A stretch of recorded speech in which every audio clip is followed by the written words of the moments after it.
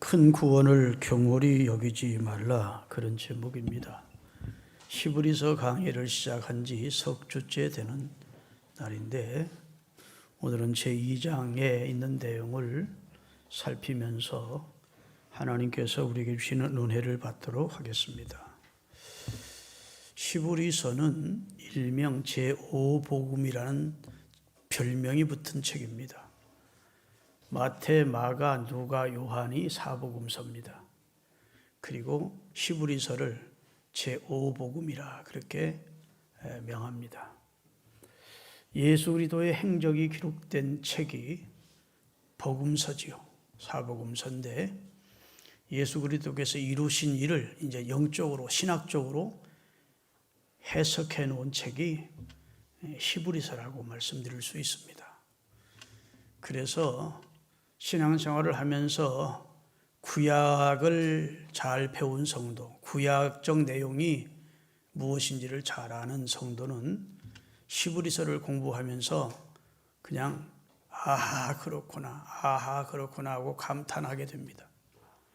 왜냐하면 구약을 배경으로 해서 그리스도께서 하신 사역에 대해서 설명을 하는 책이기 때문에 구약의 내용을 모르는 사람은 이게 무슨 소리지? 이렇게 의아하게 생각할 수가 있어요.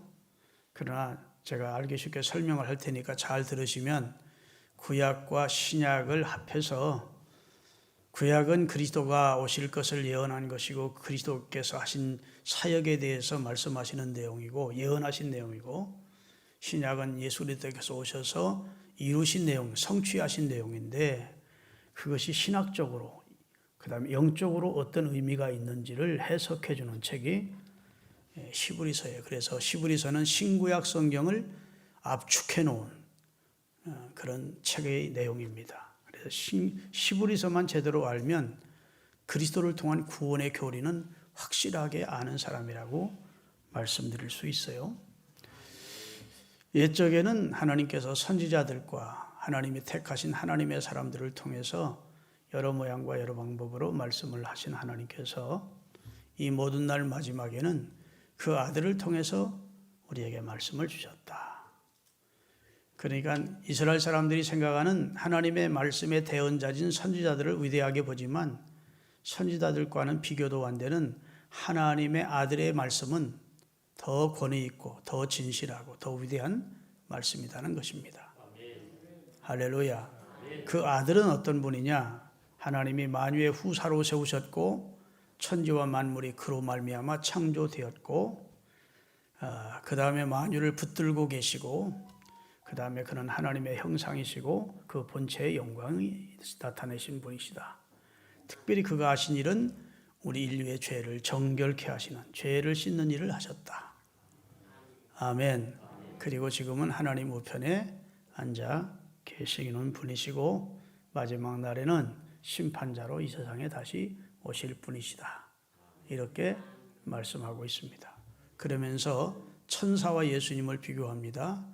천사들은 하나님의 말씀을 받아서 모세에게 전달해 준 사람이라고 저 존재라고 믿는 게 유대인의 천사관입니다.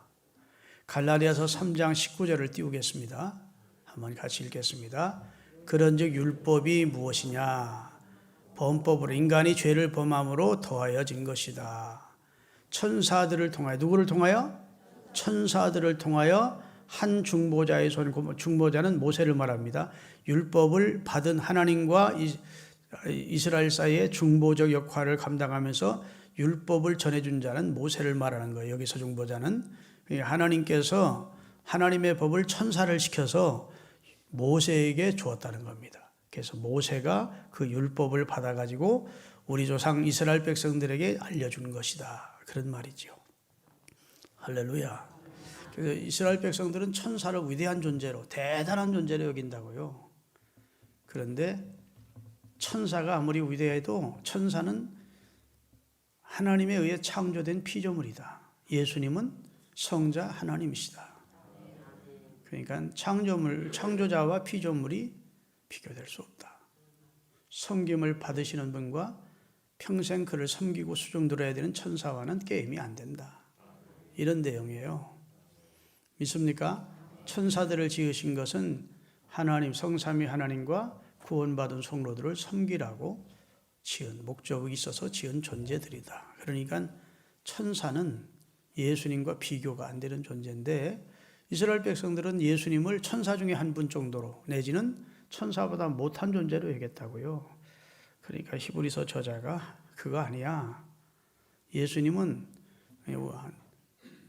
창조주시고 구원자시고 주권자시고 심판자시고 할렐루야. 그래서 모든 피조물을 지으신 영적 세계와 현실 세계를 다 창조하신 창조자니까 지음받은 존재와 지은 자가 비교가 되느냐 이렇게 말씀하면서 그러므로 이렇게 2장은 시작이 되는 겁니다. 그러므로 자 예수님을 소개하고 대언자와 천사와는 비교할 수 없는 위대하신 탁월하신 대단하신 존귀하신 높으신 예수님을 소개한 다음 그러므로 이렇게 나와요. 그러므로 다 같이 읽겠습니다. 1절 본문 1절 그러므로 우리는 들은 것에 더욱 유념함으로 우리가 흘러 떠내려 가지 않도록 함이 마땅하다. 들은 것이 무엇일까요? 그리스도를 통해서 듣게 된 복음을 말합니다. 구원의 진리를 말합니다. 예수님은 이 세상에 오셔서 우리에게 구원의 진리를 선포하신 분이에요. 그 구원의 진리가 복음입니다. 이 복음을 받은 우리는 하나님의 진리의 말씀을 받은 우리는 유념해야 된다는 겁니다. 이 말씀을 꼭 붙들어야 된다는 겁니다. 할렐루야. 흘러 떠내려가지 않도록 유념해야 된다는 흘러 떠내려가지 않도록 세속으로 흘러 떠내려가지 않도록 믿음 생활하다가 세상으로 떠내려가지 않도록 그렇게 하려면 주의 말씀을 유념해야 된다는 겁니다. 예수님이 야 천사보다 예수님이 야 대언자보다 위대하신 한 성자 하나님이시구나. 그분이 우리 죄를 정결케 하시고 우리를 구원하시고 나중에 심판자로 오실 하나님의 아들이시구나. 그분의 말씀은 우리를 구원하는 내용이구나. 이런 사실을 깨달았으면 이 말씀에 집중해서 이 말씀 꼭 붙들고 세상으로 흘러 떠내려가지 않도록 해야 된다는 거예요. 이 말씀을 헬라어로 파라르레오라는 말인데 항구에 정박을 하면 배가 닻을 내립니다. 큰 밧줄을 내려가지고 항구에 그 있는 그 밧줄을 묶는 데다 딱 묶어놓죠. 왜냐하면 흘러 떠내려가지 않게 하기 위해서입니다. 자, 어떤 배가 지금 항구에 도착했습니다. 그리고 정박하기 위해서 닻을 내려 묶었습니다. 근데 꼭 묶인 줄 알았는데 사람들이 다 하선하고 집으로 돌아가고 그 다음날 나왔더니 그 배가 닷줄이 풀려가지고 망망대해로 떠나가서 조류에 한마디로 조난당한 표류하고 있다는 겁니다. 그러면 그 배는 참으로 지금 위태한 겁니다. 왜냐하면 바다라고 하는 것은 엄청나게 위험이 많습니다. 밑에는 겉으로는 보기로는 그렇게 조류가 강한 것 같지 않은데 엄청나게 강한 조류가 흐르는 곳이 있고 곳곳에 암초투성이라고요. 여러분 배가 움직이는데 선장들이 그냥 움직이는 게 아닙니다. 해로라고 하는 뱃길을 따라서 움직이지 만약 해로가 없다면 큰일 나는 것이죠. 배가 그냥 조류를 따라서 제 마음대로 가다가 암초에 부딪히면 산산조각 나는 것이죠. 그것을 지금 히브리서 저자는 연상을 하면서 하나님의 말씀에 유념해라. 말은 붙들어 매라. 정박한 상태에서 하나님의 말씀을 꼭 붙들고 하나님의 말씀에 너 자신을 메고 아멘 묶어놓고 흘러 떠내려 가지 않도록 조심해야 된다. 세상이라는 곳은 우리를 파멸시키는 우리의 영혼을 파괴하고 우리 믿음을 파괴하고 우리 구원을 파괴하는 그런 유혹과 미혹과 악이 가득한 곳으로 나가서 결국은 조난당하여 파산할 수밖에 없게 되기 때문에 믿음을 갖게 된 성도들은 하나님의 말씀에 유의해야 된다는 겁니다. 할렐루야. 여러분 어떤 것이든지 내가 신앙생활을 시작했는데 나는 뭐 어제나 오늘이나 똑같다. 그런 사람은 없습니다. 0.001mm라도 신앙이 더 좋아지거나 무슨 체험을 통해서 기도응답을 통해서 조금씩 좋아지거나 반대로 신앙에서 점점 0.001mm라도 벌어지기 시작하거나 조금씩 좀 미뤄지는 것입니다. 그래, 아이고 이 정도쯤이야 뭐고 대수롭지 않게 생각하고 그냥 넘기지만 0.01 멀어지다가 그 다음 날은 0.03으로 0.05로 0.07로 그 다음에 1mm로 1cm로 10cm로 점점 이러다가 완전히 세상으로 흘러 떠내려간다는 겁니다. 그러니까 너희가 믿음에 있는가 너희 자신을 시험하고 너희 자신을 그리스도 안에서 확증시키라는 겁니다. 믿음의 확증을 시켜야 된다는 거예요. 붙들어 매야 된다는 겁니다. 영원 불변하신 하나님의 말씀, 그리스도를 통해서 우리에게 주신 구원의 복음에 내 삶을 붙들어 매야 된다는 거예요. 할렐루야.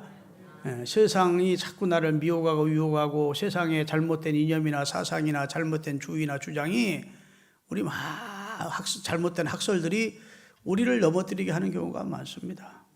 그래도 하나님이 그리스도를 통해서 주신 말씀을 붙들고 흘러 떠내려가지 않도록 조심하라는 권고를 주님이 하고 계신 것이죠. 할렐루야. 뜨거웠던 신앙이 식어지고 있다. 주님을 가까이 하면서 점점 주님께로 가까워오는 것을 삶의 목적으로 정했던 사람이 주님이 이제는 뭐 그렇게 귀하게 생각되지 않고 세상이 점점 좋아지기 시작한다? 문제지요. 우리 마음의 공간이 있습니다.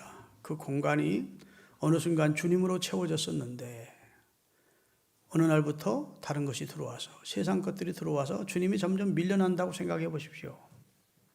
세상 것이 좋아졌어. 돈이나 명예나 권력이나 세상의 학문이나 향락이나 뭐 이런 것들이 너무 좋아졌어. 예수를 믿는 것은 우습게 여겨졌어. 별로 그렇게 귀하다고 생각되지 않고 있어. 그러면 하나님이 어떻게 우리를 구원하셨는데 오늘 본문에 보면 이같이 큰 구원을 우리에게 주셨는데 이 큰 구원을 주시기 위해서 하나님의 아들이 어떤 희생을 하셨는데 어떻게 나다지시고 어떻게 죽으셨는데 어떻게 피 흘려 주셨는데 그래서 내가 구원을 받았는데 이렇게 큰 사랑과 큰 은혜와 큰 희생을 통해서 내가 구원을 받았는데 이 구원을 내가 짓밟고 우습게 여기고 구원받은 게 뭐 대수야? 예수가 대수야? 그러면서 자꾸 세상 것으로 내 마음이 점령이 된다면 그게 흘러 떠내려가는 것이라는 겁니다. 여러분 예수를 믿다가 세상으로 간 사람 100명을 연구해 본다면 어느 날 신앙이 좋을 때 나 이제 예수 안 믿을 거야. 그리고 결단하고 교회 떠난 사람은 거의 없습니다. 조금씩 작은 편차로 세상을 사랑하기 시작하고 세상이 좋아지기 시작하고 예수님은 자꾸 등을 치기 시작하다가 어느 순간 세상으로 간 것이죠. 그렇게 공감하시면 아멘. 작심하고 나 예수 떠나겠다 그런 사람 없어요. 어느 순간부터 그 마음에 세상이 좋아지기 시작한 거예요. 예수님보다 다른 것이 더 좋아지기 시작한 거예요. 그러다가 예수님은 이제 버려도 될 것 같은 마음에 다른 것으로 꽉 차니까 한쪽으로 밀어냈다가 끊어내버리는 겁니다. 주님은 우리에게 그런 대접을 받으실 분이 아닌데 얼마나 생각하면 고마운 분인데 그래서 우리가 주신 말씀을 유념하지 않으면 흘러 떠내려간다 이런 말씀을 하시는 거예요. 믿습니까? 여러분 신앙생활 실패하지 않기를 바랍니다. 믿음에서 떠나가는 그런 주의 백성이 한 사람도 없기를 바라고 주님에게 닻을 잘 내려야 돼요. 하나님의 말씀에 닻을 내리고 딱 붙들어 매고 믿음으로 사는 우리가 될 수 있기를 바랍니다. 그런데요 여기가 2장 1절을 다시 봅니다. 그러므로 그러고 나서 뭐라고 했죠? 우리는 그 다음에 더 읽겠습니다. 들은 것에 유념함으로 그 다음에 우리가 이렇게 돼 있어요. 여기서 우리라는 말이 주의를 하셔야 됩니다. 지금 히브리서의 저자가 너희가 조심해라, 너희는 조심해야 돼 하지 않습니다. 너희도 나도 함께 우리가 조심해야 된다.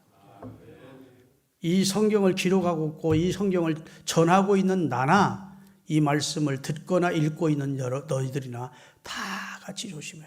나는 주의 종이니까 나는 세상으로 떠내려갈 염려 없어. 너희들이나 조심해. 그게 아니에요.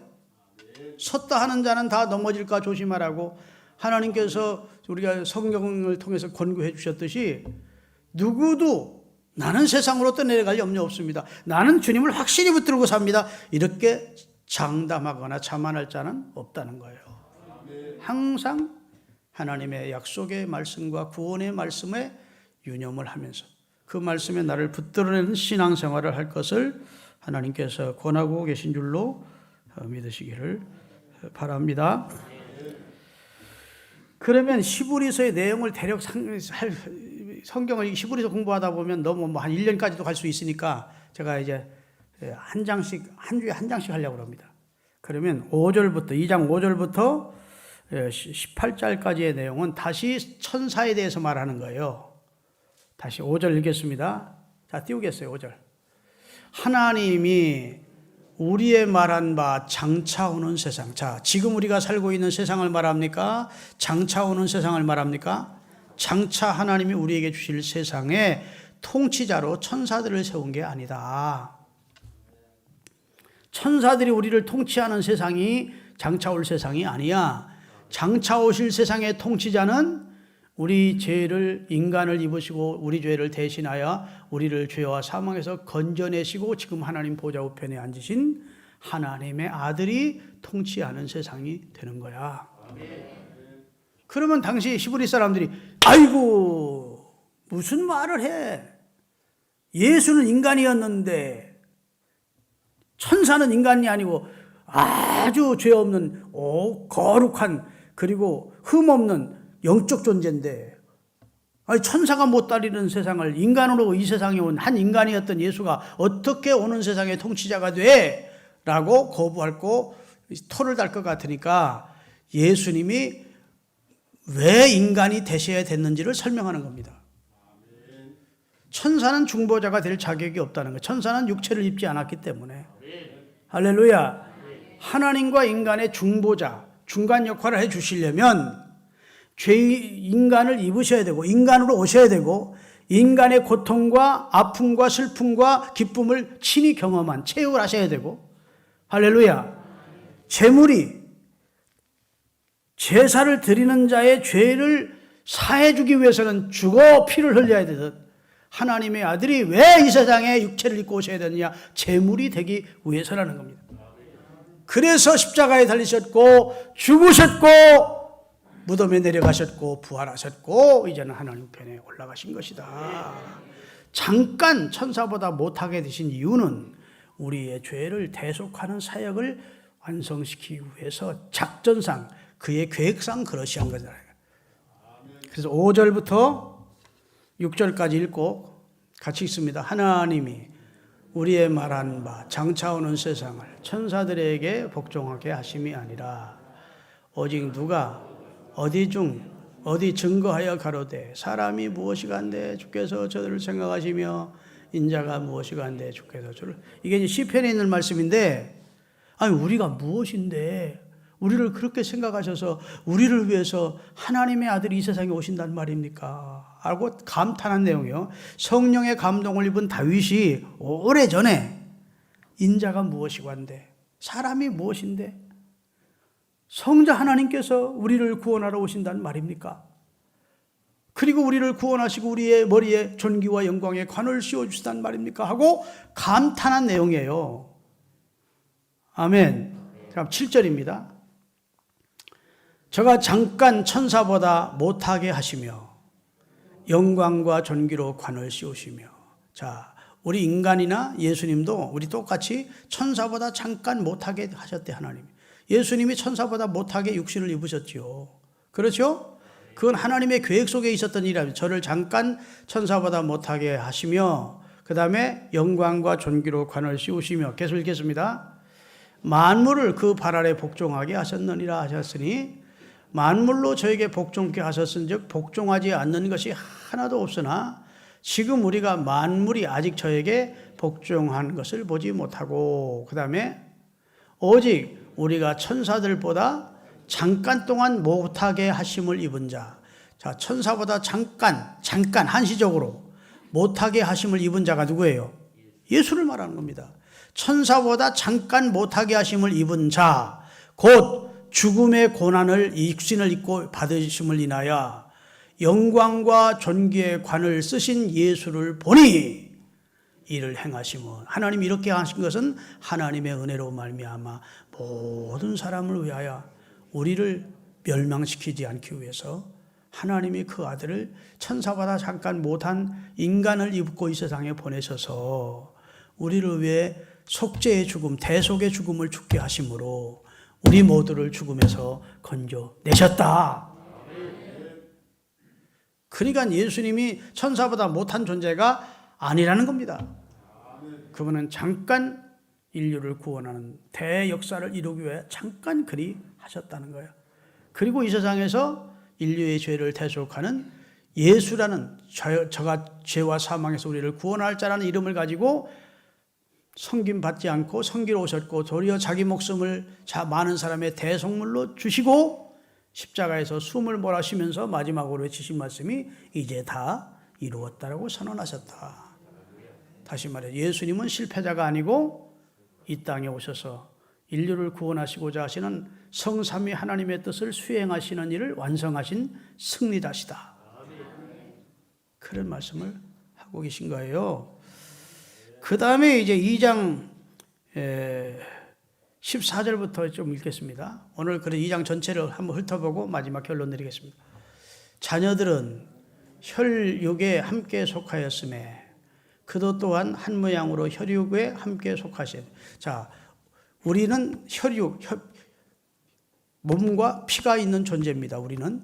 그런데 예수님도 우리 인간처럼 똑같이 몸과 피가 있는, 혈육이 있는 존재로 오셨다는 거예요. 천사는 혈육이 있는 존재로 오셨습니까? 안 오셨습니까? 안 오셨어요.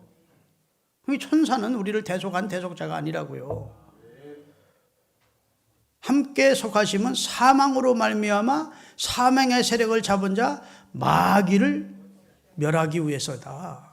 그래서 예수님이 육체를 입고 우리 죄값을 지불해 주시려고 혈과 육을 입으셨던 거야. 또 죽기를 무서워함으로 일생 사망의 종로로 다는 모든 자들을 해방시켜 주려고. 인간이 제일 두려워하는 게 죽음 아닙니까? 죽기를 무서워하는 모든 인생들이 이게 영생을 주시기 위해서, 영원한 세상에서 영생할 수 있도록 해주기 위해서 우리를 위하여 인간의 몸을 입으시고 십자가에서 대속의 죽음을 죽으셨다. 이는 실로 천사들을 붙들어 주심이 아니다. 천사들을 위해서 예수님이 오신 게 아니라는 겁니다. 오직 아브라함의 자손, 곧 선택받은 여러분과 저 영적인 이스라엘을 붙들어 주려 하십니다. 그러므로 저가 범사에 우리 그리스도를 믿는 형제들과 대심이 마땅하도다. 우리처럼 육신을 입으셨던 것이 마땅하다는 거예요. 신이 인간의 죄를 대신 십자가에 달려 죽고, 신은 영인데 어떻게 십자가에 달리느냐고요. 눈물 대속할 수가 없다고요. 그래서 하나님이 마리아를 성령으로 잉태시키셔서 육신을 입고 성육신하게 하셔서 우리 죄를 지게 하셨다는 거예요. 담당하게 하셨다는 겁니다. 하나님의 일에 자비하고 충성된 예수님이 대제사장이 되어 백성들의 죄를 구속해 주기 위해서 육체를 입고 잠깐 천사보다 못하게 되신 것에 불과하지 예수님은 천사보다 월등한 분이시다. 이런 말씀을 하고 계신 겁니다. 아시겠죠? 그러니까 지금 히브리서의 내용이 개괄적으로 그런 내용인데, 특별히 이제 하나님께서 우리에게 주신 구원을 큰 구원이라고 말씀하고 있어요. 자, 같이 3절을 읽겠습니다. 본문 3절. 우리가 이같이 큰 구원을 등한히 여기면 어찌 보응을 피하리요. 했어요. 자, 구약시대에 절 들으세요. 2절에 보면 구약시대 천사들을 통해서 모세가를 통해서 우리에게 준 율법도 범법하고 불순종하면 보응을 받았는데, 하나님이 그 아들을 통해서 완전하게 주신 계시인 하나님의 말씀을 우리가 짓밟으면 어찌 하나님의 은총을 입을 수 있겠느냐. 율법보다 훨씬 뛰어난 것이 예수 그리스도를 통해서 우리에게 전해진 구원의 복음이고 구원의 진리라는 거예요. 이 진리는 붙들어야 될 진리고, 그렇지 않으면 우리가 세상으로 떠내려간다는 겁니다. 아멘. 그리고 이 진리를 통해서 예수님이 대속을 통해 우리에게 주신 구원은 큰 구원이래요. 3절, 우리가 이같이 큰 구원을 등한히 여기면 어찌 보응을 피할 수 있겠느냐. 그 결과가 어떻게 되겠느냐는 거예요. 여러분, 성경만, 이 세상에 책들이 많이 있지만 죄인 구원의 내용을 주제로 기록된 책은 오직 성경밖에 없습니다. 이 세상에 책으로 가득하지요. 책이 얼마나 많은지. 그러나 죄인이 구원받는 길을 제시하고 가르치는 책은 성경밖에 없어요. 다른 종교들도 경전이라는 게 있습니다. 그래도 그것은 죄인 구원을 말하는 책이 아니에요. 윤리나 도덕이나 철학을 얘기하는 책입니다. 공자는 하늘의 볕이 몇입니까? 하고 물으니까 제자가, 야, 눈앞에 있는 눈썹, 속눈썹도 몇 개인지 모르는데 저 멀리 있는 걸 어떻게 하냐? 석가모니에게 죽은 이후에는 어떻게 됩니까? 했더니, 야, 사는 것도 의문인데 죽은 다음엔 어떻게 하냐? 그게 그들의 경전 속에 나오는 얘기입니다. 다시 말해서 인간이 어떻게 죄와 사망, 곧 영원한 멸망으로부터 건지심을 받고 구원받을 수 있는 길을 제시하는 책은 오직 성경밖에 없어요. 성경은 구원에 이르는 지혜가 있게 하느니라 했다. 아멘. 불신자들도 구원이라는 말을 모르지 않습니다. 그러나 그들이 말하는 구원은 가난에서의 구원, 질병에서의 구원, 압제로서의 구원, 압제를 권력자들부터 압제를, 독재자의 압제를 당할 때 우리가 어떻게 해서 구원받는다. 그런 얘기지, 죄의 결과는 영원한 지옥의 형벌로부터 구원받는 내용은 성경밖에 없어요. 그 성경은 누가 주신 말씀이요? 하나님이 그 아들로 주신 말씀이고, 그 아들을 통해 들은 말씀을 사도들이 우리에게 전해준 바인데, 4절에 보니까 하나님도 이것에 증거를 했다. 자, 우리 3절 4절을 다 같이 읽겠습니다. 우리가 이같이 큰 구원을 등한히 여기면 어찌 보응을 피하리요.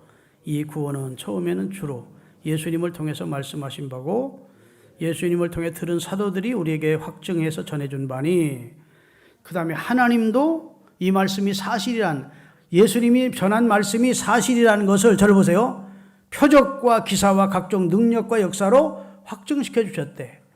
그 다음에 성령도 했대. 그 밑에 보면 성령이 나눠주신 것으로 그들과 함께 증언했다. 예수님의 말씀이 진리이고 사실이라는 사실을 예수님이 말씀하셨을 뿐 아니라 사도들이 증언했고, 하나님도 표적과 기사로 사실이라는 것을 증거해 주셨고, 성령도 증언하고 있다. 이렇게 확실한 구원을 큰 구원이라고 설명하면서 이 구원을 등한히 여기면, 소홀히 여기면 어찌 하나님이 기뻐할 수 있느냐는 겁니다.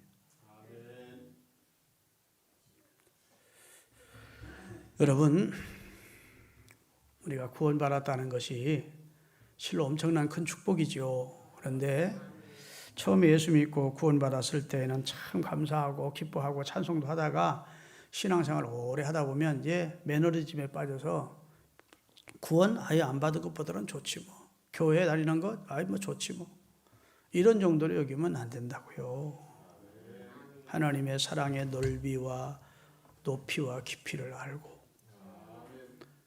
하나님이 나 같은 걸 구원하시기 위하여 성자 하나님이 육체를 입고 이 세상에 친히 역사 속에 들어오셨고, 침뱉음을 당하고 뺨을 맞고 가시관을 쓰시고 쌍팔에 피 흘리시고, 그러면서 인류의 죄를 대속하기 위해서 그 보배로운 피를 흘려 이스라엘이 6월절에 어린 양의 피가 문방과 설주에 바르면 그들의 재앙이 넘어가고 그들이 구원받았듯 하나님의 아들의 피가 여러분과 저를 죄와 사망에서 건져내는 역사를 하셨다고요.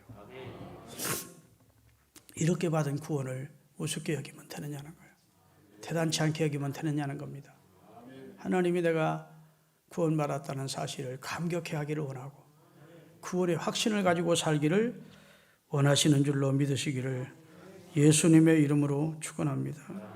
그래서 구원의 확신이 그리스도인에게 꼭 필요한 거예요. 신앙생활하다가 시험 들어서 교회를 등지는 사람들이 있습니다. 기도 응답이 어디다 축복받지 못해. 예수 믿으면 축복받을 때 축복이 안 오더라. 하여튼 여러 가지 여를 대면서 성도들에게 상처받았다. 목사에게 상처받았다. 이러면서 교회를 떠난 사람이 있어요. 다 구실이고 한마디로 말하면 구원의 확신 결여입니다. 구원의 확신이 없었기 때문이에요. 아멘. 구원의 확신. 하나님이 내 삶의 주인이시고 내 삶을 친히 인도하시는 분이라고 믿고 하나님께 주신 구원에 대한 확신이 있으면 그런 건 문제가 되지 않습니다. 할렐루야. 배를 항구에 제대로 정박시켜 딱 묶어놓지 않으면 이런 배는 언젠가 바람 불면 떠내려가게 돼 있어요. 구원의 확신이 없는 사람은요, 교회를 다닐까 말까 발등하는 사람은 바람 불기를 기다려요. 풍랑 오기를. 교회가 시험 들면 그 핑계 대고 나는 정당했다. 교회가 문제다. 그리고 자기를 정당화시키면서 교회를 떠나는 거예요. 세상으로 가버려요. 그러나 구원의 확신을 가진 사람은, 하나님이 나를 구원했다는 사실에 감격해 하는 사람은 그런 모든 시험은 이겨낼 수 있습니다.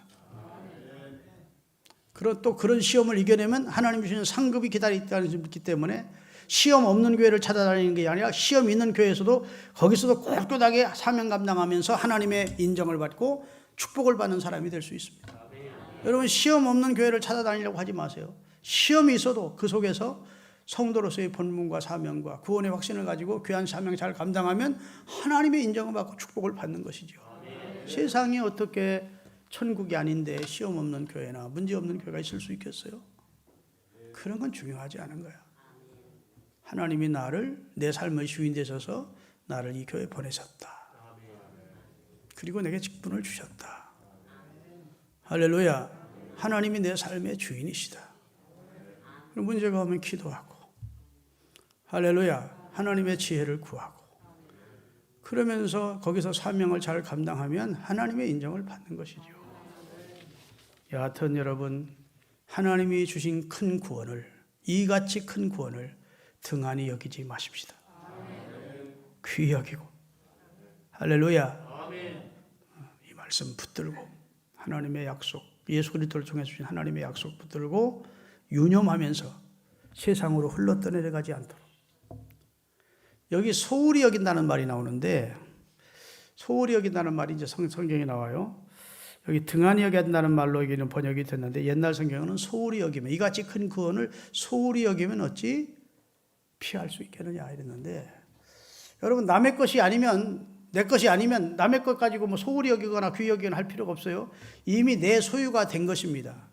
이미 구원받은 성도들이, 이미 구원을 받은 사람들 얘기해요.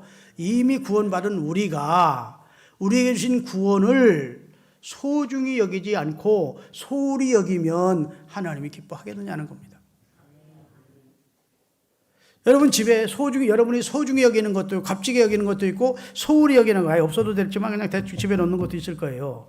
중요한 것이 다 있지 않습니까? 더 이건 중요한 거, 이건 더 중요한 것 있는데, 예수 그리스도를 구주로 믿는 이 신앙, 하나님이 우리에게 주신 약속을 붙들고 믿는 이 신앙은 우리에게 큰 구원을 주신 내용이기 때문에 이것은 뒤로 밀리면 안 된다는 겁니다. 이것이 여러분 삶의 가장 중요한 1순위가 돼야 된다는 거예요.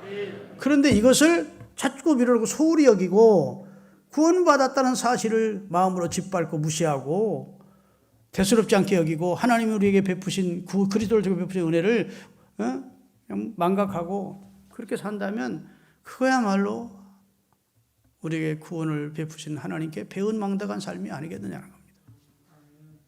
물질도 좋고 향락도 좋고 다 좋아도 그런 것이 구원에 이르는 신앙, 구원의 확신, 나를 구원하신 하나님을 사랑하는 마음보다 더 앞설 수는 없으니 구원을 소홀히 여기지 말고 등한히 여기지 말고 여러분의 마음자리에 마음이라는 공간 안에 가장 중요한 부분을 차지하도록 그렇게 신앙생활해야 여러분의 삶과 여러분의 언행을 통해서 하나님의 영광이 드러나는 겁니다. 그런 사람을 또 하나님이 붙들어주는 거예요. 기도하시겠습니다.